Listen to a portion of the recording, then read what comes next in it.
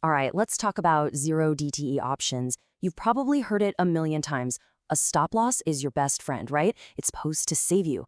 But what if I told you that in this specific world, that friend could actually be what pushes you right off a cliff? Yeah, let's dive in. I mean, it makes perfect sense on the surface. A stop loss feels like just smart risk management. It's literally trading 101. It's what all the responsible traders do. You set a price, things go wrong, boom, you're out. It's your safety net. Simple, logical, and safe.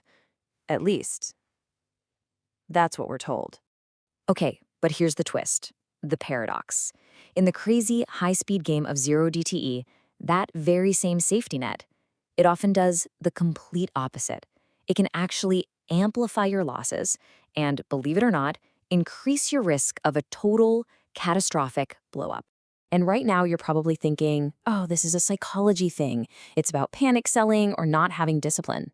Nope, not at all. This isn't about your feelings. This is a mechanical problem. The flaw is literally baked into the math of how these options work. Things like gamma, which is basically the gas pedal for price moves, and just the wild way the market acts on that final day. So let's break down what I'm calling the intuition trap. I mean, why does a tool that works pretty well everywhere else just fall apart so badly here? Well, it all comes down to two big assumptions we make about how we think markets are supposed to work. And this is it. This is the core of the whole problem. For a stop loss to actually do its job, you need two things to be true. One, price has to move in a relatively smooth, orderly way. And two, you have to actually be able to sell near your stop price when it gets hit. You need a nice, clean exit ramp off the highway. But with zero DTEs, that exit ramp just vanishes. Poof! Both of those assumptions get completely blown to pieces. Why?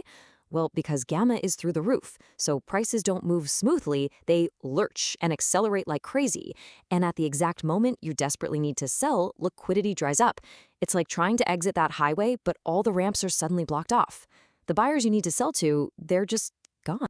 Okay, so let's get into the nitty-gritty. What is actually happening in that split second when your stop gets hit in the middle of all this chaos?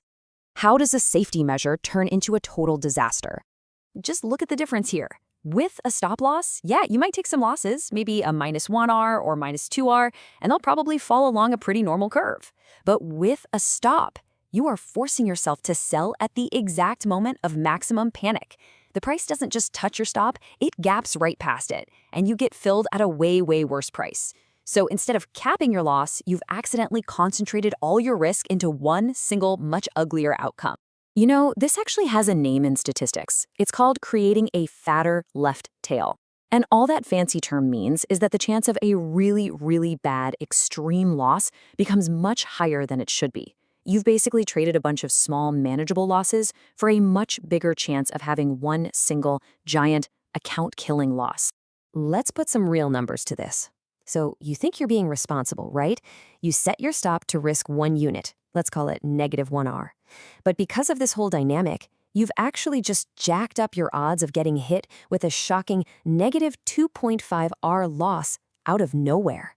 It's a super dangerous trade-off, and it's the kind of thing you would never even notice if you were only looking at your win rate. Look, don't just take my word for it. We can actually prove this with math. Let's look at the hard data from a simulation. So the setup for this experiment was really straightforward. We simulated two identical trading strategies over 5,000 different possible market scenarios. Everything is the same edge, same win rate. The only difference is that one of them uses a stop loss, and this is key, we accounted for realistic slippage. And the results? Honestly, they're pretty shocking. First, look at the median P&L. It's actually higher with the stop loss. And this, right here, is why so many people get trapped. It feels like it's working better, on average. But then, look at that second row, the worst trade. With no stop, the worst hit was -2R. With the stop, that jumped to -2.5R. This chart just lays it all out, doesn't it? The very tool that was supposed to protect you made your worst-case scenario 25% uglier. That is exactly what a fatter tail is. You're increasing the odds of that one truly terrible day that can wipe you out. And this quote just nails it. It's not death by 1,000 cuts, it's death by one controlled stop that, well, turned out to be anything but controlled. This is how accounts blow up in the real world. It's not a slow bleed, it's one catastrophic event, often triggered by the very tool that was supposed to prevent it. Okay, so if tight stop losses are the problem, what's the solution? What are you supposed to do?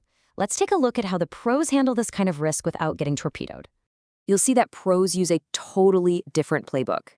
First and foremost, it all starts with position sizing. Survival is priority one, so they make sure no single trade can ever blow them up. Then, instead of a stop on every single trade, they use a hard daily loss cap. That's it for the day. They're also constantly watching their portfolio's gamma exposure. That's that acceleration risk we talked about. And maybe the most important thing, they use what are called regime filters. That's just a fancy way of saying they know when the market is too crazy, and they just sit out. They don't trade. And this really gets to the core of it. It's a fundamental shift in thinking. See, pros aren't focused on managing a specific price on a single trade. They are managing their entire portfolio's exposure to risk as a whole. So when you boil it all down, a stop loss doesn't actually get rid of risk. It just reshapes it. And in 0DTE, it often reshapes it for the worse. Getting this really does require a big mindset shift.